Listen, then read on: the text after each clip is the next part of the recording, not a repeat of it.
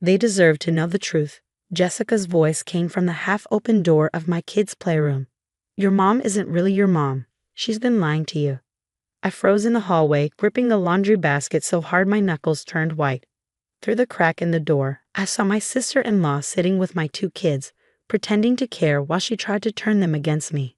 My name is Olivia Parker, and I'm 35 years old. I never thought I'd have to defend my relationship with my own children, especially from Jessica. She's been spreading rumors about me ever since I married her brother James 8 years ago. But Mommy takes care of us, my 7-year-old daughter, Emma, said in a small voice. She makes my lunch and reads me stories. Jessica smiled sweetly. Nannies do that too, honey. It doesn't mean she's your real mom. I took a deep breath to steady myself. My 5-year-old son, Lucas, sat quietly, his big blue eyes filled with confusion. The same blue eyes that looked just like mine. Interesting take, Jessica, I said, pushing the door open. My voice was calm, even though I was furious inside. Jessica jumped and turned to face me, clearly surprised. Olivia, I didn't hear you come in. Obviously, I replied, setting down the laundry basket. Kids, why don't you go help Daddy set up for dinner? He needs help with those new placemats you picked out. Emma and Lucas hesitated, then ran off, giving me worried glances as they went downstairs. I waited until they were out of earshot before turning back to Jessica. How dare you, I said quietly. How dare you try to turn my children against me? Jessica stood up and smoothed her jeans. I'm just telling them the truth. Everyone knows James married you when Emma was just a baby, and then suddenly you had Lucas. It looks suspicious. I almost laughed at how ridiculous she sounded. Suspicious? I have hospital records and plenty of witnesses who would disagree. Jessica crossed her arms. DNA doesn't lie. And your blue eyes don't match anyone in our family. Get out of my house, I said, my voice cold and steady. And don't come back until you're ready to apologize for your lies. You can't keep me from seeing my niece and nephew, Jessica argued. James won't let you. We'll see about that. After she left, I sat in a playroom surrounded by my kids' toys and drawings. Every one of them was signed from Mommy in their wobbly handwriting. 8 years of bedtime stories, scraped knees, and hugs. Jessica thought she could erase all of that with her lies. I picked up my phone and called a number I had saved months ago, back when Jessica first started gossiping about my children's parentage. Dr. Morrison's office, a friendly voice answered. Hi, this is Olivia Parker. I'd like to schedule that DNA test we talked about. Of course, Mrs. Parker. We can see you tomorrow morning. Perfect, I said, looking at a family photo on the wall. And could you rush the results? I don't care about the cost. That night, after giving my kids extra hugs and stories, I found James in his study. He looked up from his laptop, concerned. The kids were quiet at dinner. Is something wrong? I closed the door behind me. Your sister stopped by today. James sighed, rubbing his forehead. What did she do this time? She told our children that I'm not their real mother. His face darkened. She did what?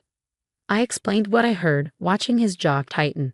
James and I met when Emma was 6 months old, after her biological mother abandoned her.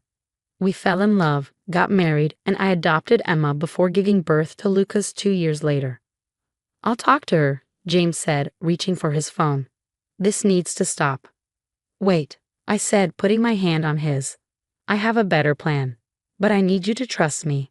He looked at me for a moment, then nodded. Always. The next morning, I went to Dr. Morrison's office for the DNA test. It was quick, just a cheek swab. As I left, I made one more call. Hi, Jessica. I've been thinking about what you said yesterday, I said, keeping my voice light. You're right, DNA doesn't lie. Why don't you come over next Friday? We can look at the results together. She paused.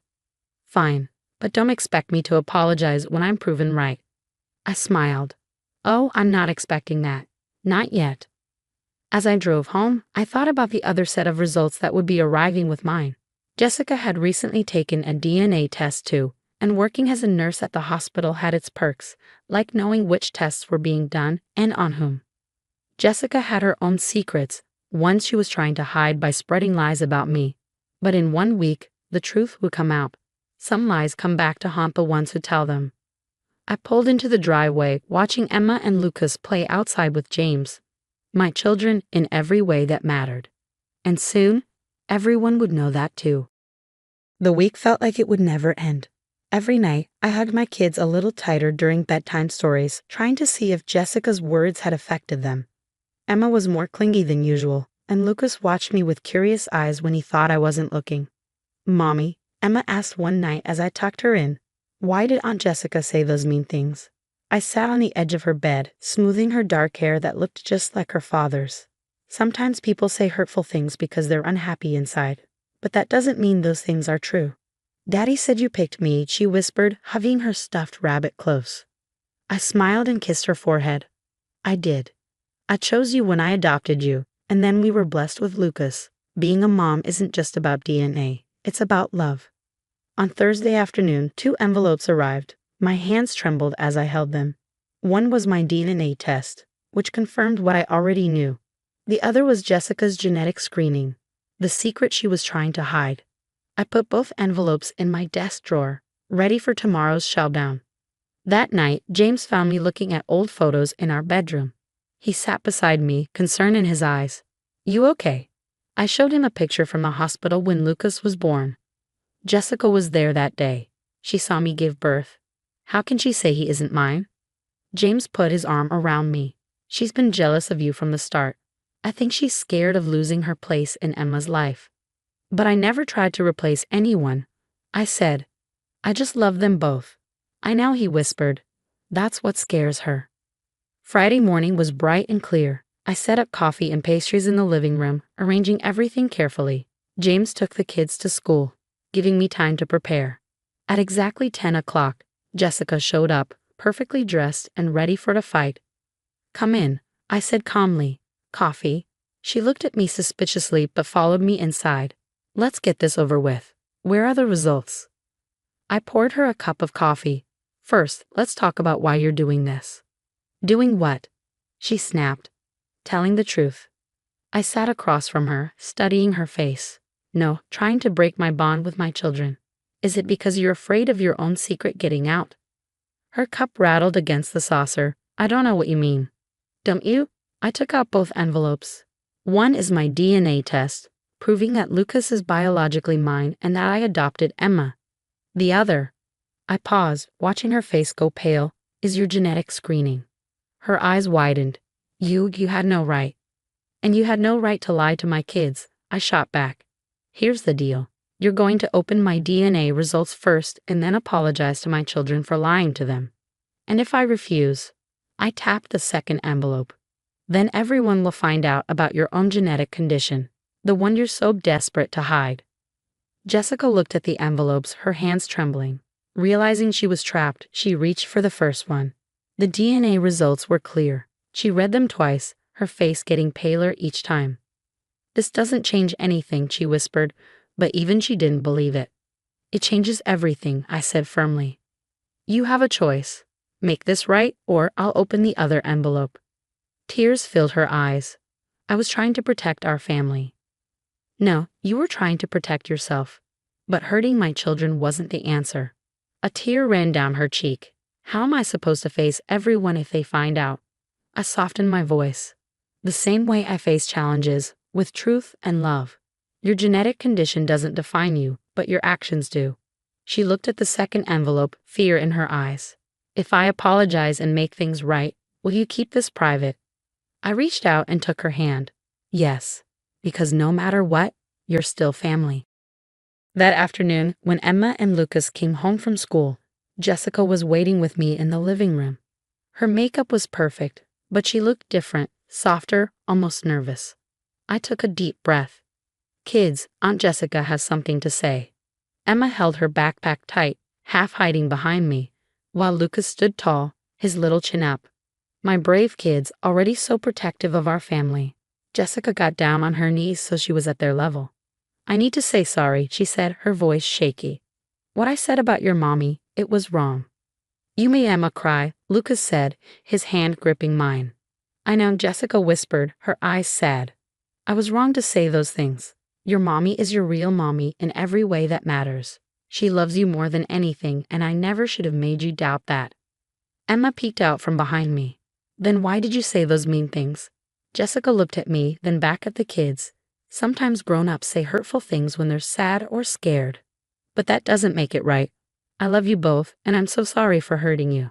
The kids looked at her, their faces serious as they thought about her words. Then Emma stepped closer and gently patted Jessica's hand. Mommy says we should forgive people when they say sorry and mean it. Tears filled Jessica's eyes. Your mommy is very wise. That night, after the kids were in bed, Jessica stayed behind. She stood by her car, her shoulders tense. Thank you, she said softly, for keeping my secret and giving me a chance to make this right. I nodded. We all have struggles, but we don't have to face them alone. She hesitated. Would you come with me to my next doctor's appointment? I've been scared to go by myself. I surprised us both by hugging her. Of course. That's what family does. Over the next few months, things changed. Jessica's test results had shown a genetic condition that terrified her. Her actions had come from fear and wanting to control something when everything else felt out of control. I went with her to appointments and helped her research treatments. As she faced her fears, she started to change. She was less sharp, less competitive. She joined us more often for family dinners, and this time she was present in a real way, not trying to come between me and the kids. One Sunday afternoon, I found her helping Emma with an art project. They were surrounded by glitter and paper, laughing together. Look, Mommy, Emma said, showing me a colorful family tree. She had included everyone. Me, James, Lucas, both sets of grandparents, and Jessica. Family wasn't just about blood. It was about love and choice. It's beautiful, sweetheart, I said, meeting Jessica's eyes. She smiled, a genuine, warm smile. Emma wanted to understand what family means, Jessica explained. And I think I needed that lesson too. Later, as we watched the kids play outside, Jessica admitted, I used to be jealous of you. It seemed so easy for you to fit into this family, to be their mom. I thought that if I could prove you didn't belong, it would make me feel more secure. And now? I asked. She watched Lucas showing off his superhero moves, his face glowing with pride. Now I see that love isn't something you have to compete for. There's enough for all of us. That night, as I tucked Emma into bed, she asked, Is Aunt Jessica okay now? She's working on it, I said, stroking her hair. Just like we all try to be better every day. I'm glad she's not sad anymore. Emma mumbled, her eyes closing. And I'm glad you're my mommy. Me too, baby, I whispered. Me too. In the end, it wasn't DNA that made us a family. It was our choice to love, to support, and to forgive each other. Jessica's journey became part of our story, not one of anger and hurt, but one of healing and growth.